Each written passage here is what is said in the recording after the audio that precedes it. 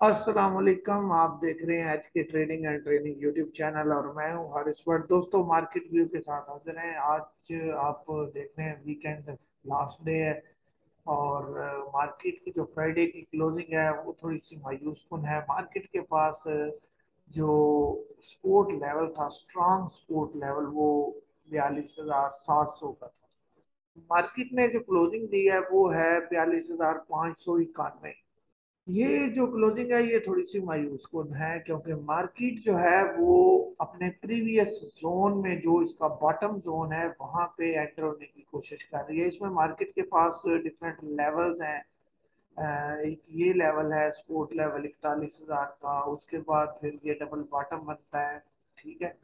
या तो मार्केट जो है वो मंडे को, जैसे कि आईएमएफ के साथ एग्रीमेंट की खबर है कि हो जाएगा, होता है तो यहाँ से रिवर्सल करके ऊपर और फिर दोबारा क्लोजिंग नीचे ना आए तो फिर मार्केट सिक्योर है।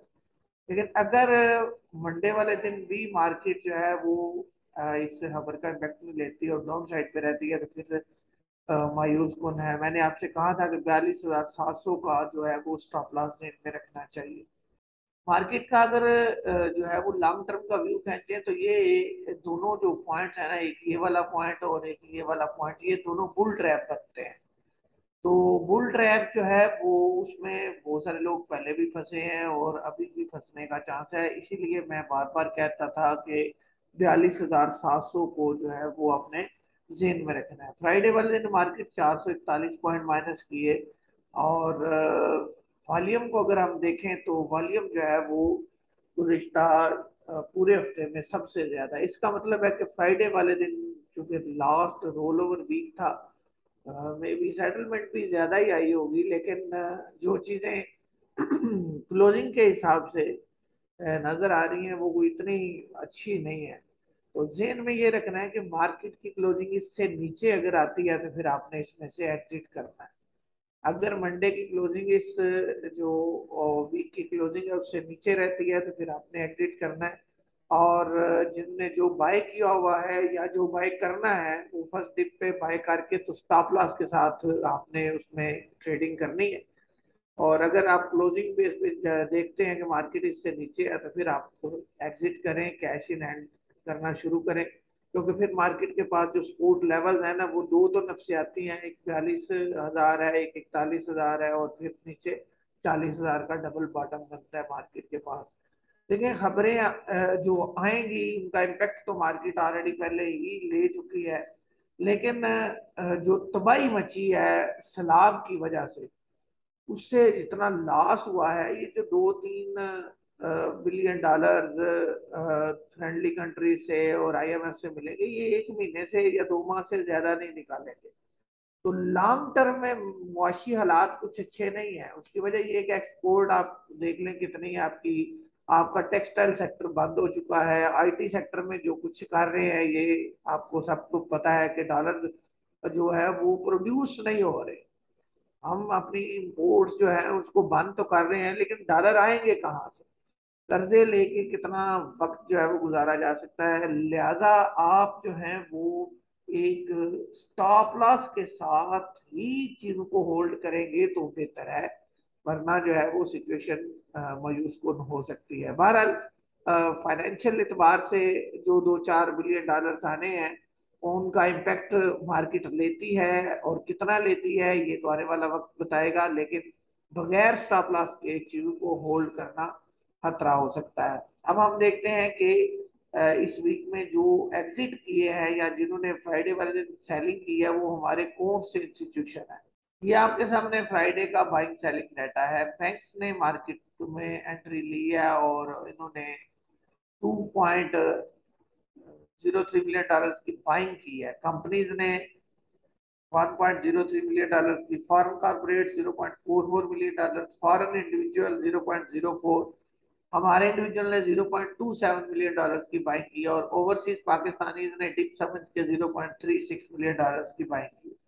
सेलिंग किसने की है? ब्रोकर्स ने कुछ सेलिंग किया 0.30 मिलियन डॉलर। इंश्योरेंस इंश्योरेंस जो है ये लॉन्ग टर्म का इन्वेस्टर होता है और मुसलसल ये सेलिंग कर रहा है, और ऊपर से जो डिजास्टर हो रहा है इससे इनको बहुत सारे डिपार्टमेंट्स में पे आउट्स भी देने, यानी जो क्लेम्स है वो भी देना पड़ेंगे।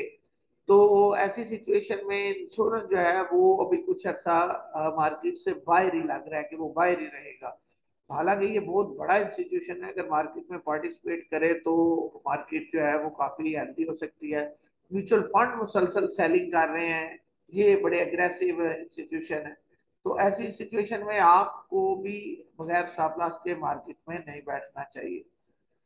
उसके बाद एनबीएफसी 0.05 और अदर ऑर्गेनाइजेशन 0.01 मिलियन डॉलर की सेलिंग पे हैं। तो बेसिकली ब्रोकर्स, इंश्योरेंस और म्यूचुअल फंड निकले हैं, कुछ हद तक ब्रोकर निकला है। अगर ब्रोकर मंडे को मार्केट को रिवर्सल देता है या साथ इंडिविजुअल तो ठीक है, वरना अगर ये सिचुएशन भी निकल गया तो फिर समझ लें कि सिचुएशन जो है वो ज्यादा अच्छी नहीं है, लिहाजा बाइंग सेलिंग डाटा पे फोकस किया करें।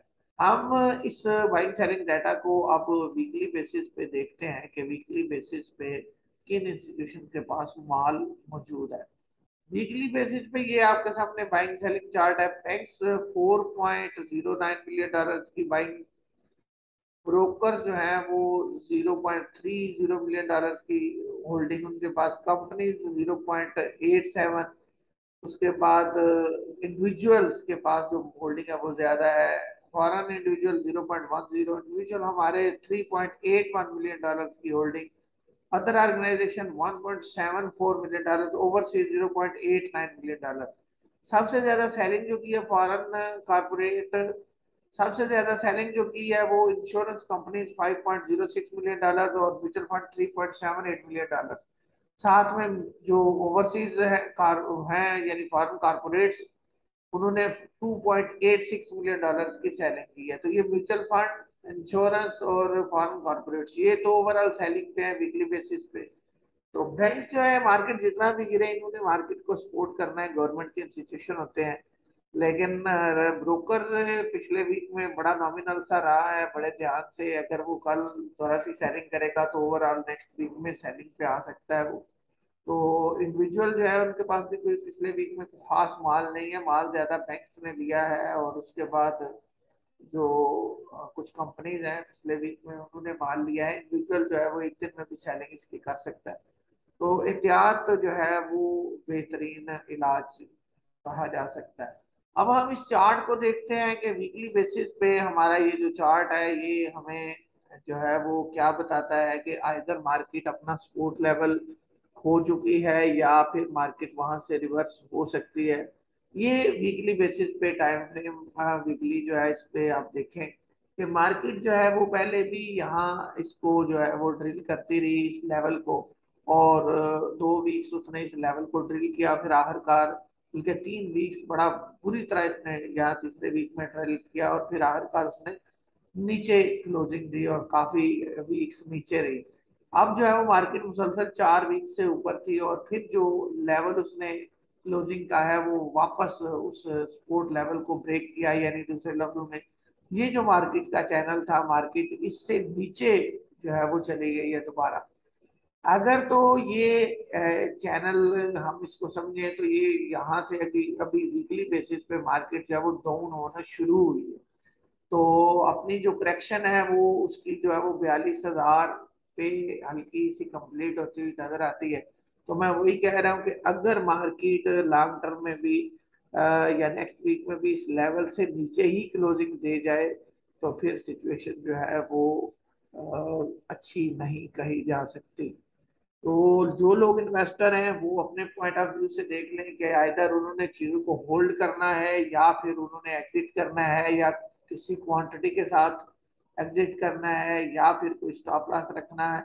तो मार्केट का मैंने आपको बताया है कि अगर 2 4 5 बिलियन डॉलर्स मिल भी जाते हैं तो जितना डिजास्टर मुल्क में हुआ है और आगे से नए डॉलर आने की जो सिचुएशन है वो कोई इतनी अच्छी लग नहीं रही। तो ये सारी चीजें ध्यान में रखते हुए चीजों को होल्ड कीजिएगा।